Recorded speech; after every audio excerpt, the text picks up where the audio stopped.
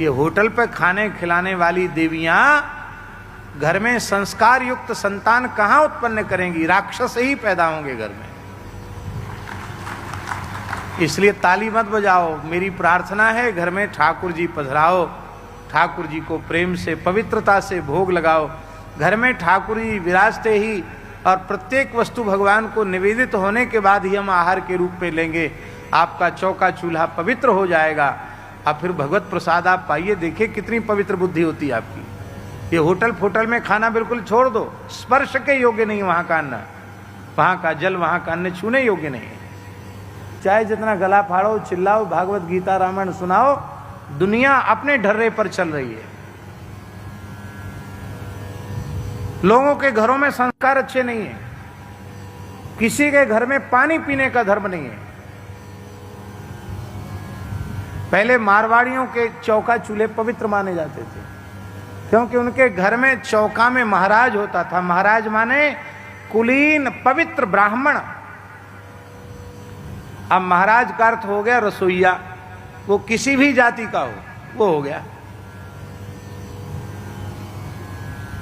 एक अग्रवाल वैश्य के घर में हम गए। शहर का नाम और व्यक्ति का नाम जानते हुए भी नहीं ले रहे हैं। बड़ा आग्रह था कि सब गोव्रती व्यवस्था है, आप प्रसाद पाएं। कहीं से आए थे बाहर से, तो लिफ्ट में जैसे ही चढ़े तो जो महाराज थे बनाने वाले, तो वो भी कुछ सामान लिए थे, वो भी लिफ्ट में साथ ही थे। तो हमने उनको पूछ लिया, आप महाराज हैं? बोले हाँ, रसोई हम ही बनाते हैं, महाराज हैं। आपका शुभ नाम क्या? उन्होंने नाम बताया। तो हमने नाम के आगे पीछे कुछ नहीं बताया। तो हमने कही कुछ टाइटल तो लगाते होंगे आप।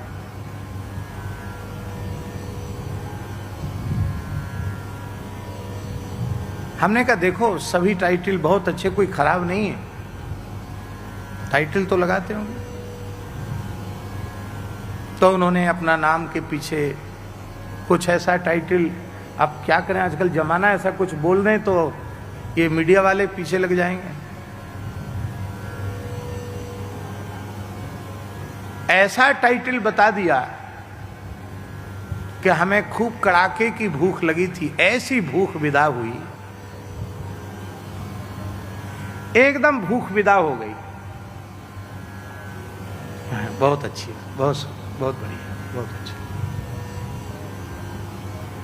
महाराज जी तैयार है, मन के सब तैयार है, लेकिन आज हमारा मन है कुछ ऐसे ही साबुत फल ले आओ।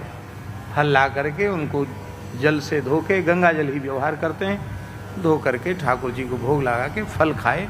फल खा करके हम लोग आए।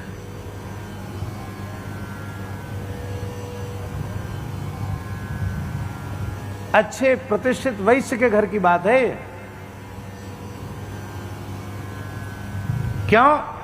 क्योंकि इतना धन बढ़ गया है कि माताओं ने चौका चूल्हे में प्रवेश करना बंद कर दिया।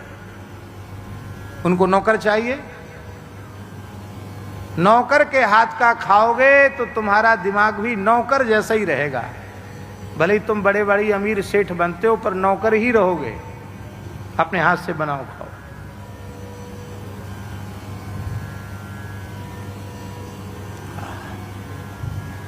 रामचरितमानस पढ़ते हैं आप लोग कि नहीं पढ़ते हैं? राम तो रोज पढ़ते हैं, 30 साल से 35 साल से पढ़ रहे हैं। पढ़ ही नहीं रहे हो आप। यद्यपि ग्रह सेवक सेवक, यद्यपि ग्रह सेवक सेवक। राम जी के यहाँ सेवक सेविकाओं की कमी नहीं है, लेकिन श्री जानकी जी अपने हाथ से रसोई बनाती हैं और लाड़ प्यार से केवल अपने प्राण जीवनधन रघुनाथ को नहीं, श्री राम जी को, श्री भरत जी को, श्री लक्ष्मण जी को, श्री शत्रुघ्न जी को, सास ससुर को, सबको परोस कर तृप्त होकर जिमाती है।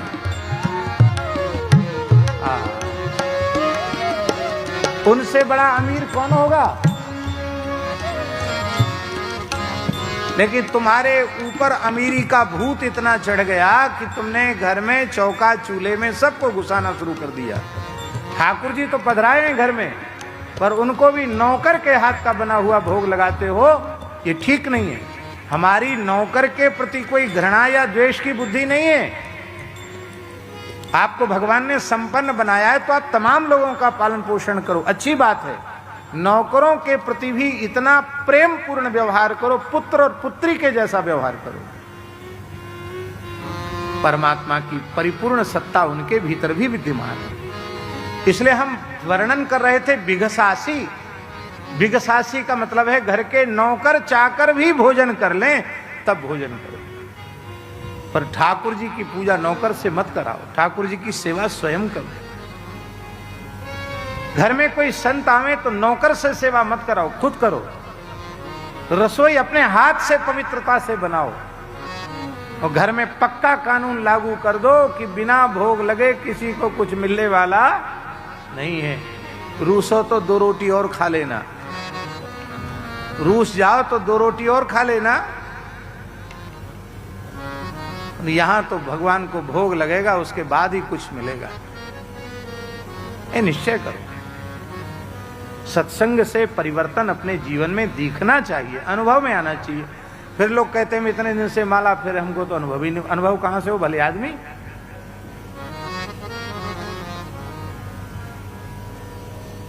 अपने हाथ से पवित्रता, भगवान की सेवा अपने हाथ से, भगवान की रसोई अपने हाथ से। और शरीर से कुछ श्रम होता रहेगा तो शरीर स्वस्थ रहेगा।